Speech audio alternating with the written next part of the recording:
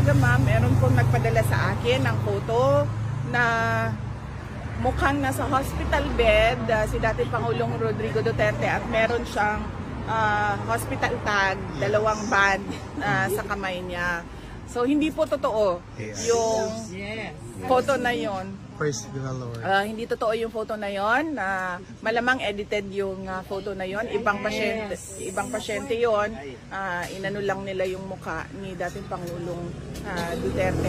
Wala po siya sa hospital ng detention unit. Nandun po siya sa regular wing ng detention unit. At kanina, naglalakad naman siyang mag-isa, albeit may dala-dala siyang tungkod. Oo, may dala-dala siyang tungkod. So clearly, wala siyang sakit na, kumbaga, kailangan niya maging bedridden. Ma'am, is there possibility na mag-health bulletin ng ICC on the health of PRRD? Yan ang hindi ko alam. Pwede nating itanong kasama yung kung pwede ba maglabas ng photo.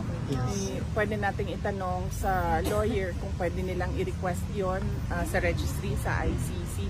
Pero nabanggit ko nga last time sa mga wala dito, sinabi ko na pumayat siya. Sobrang payat niya. Hindi na ganyan yung itsura niya na nakikita nyo sa standee sa likod. Hindi ko pa siya nakita na ganito kapayat except sa photo niya nung siya ay binata pa. Pero sinasabi ko sa inyo na pati ito nabanggit din ng nanay ko ha, hindi lang ako ang nakapansin. Hindi nagsag yung face niya. Hindi tulad sa ating lahat na bumabagsak na yung ating mga mukha.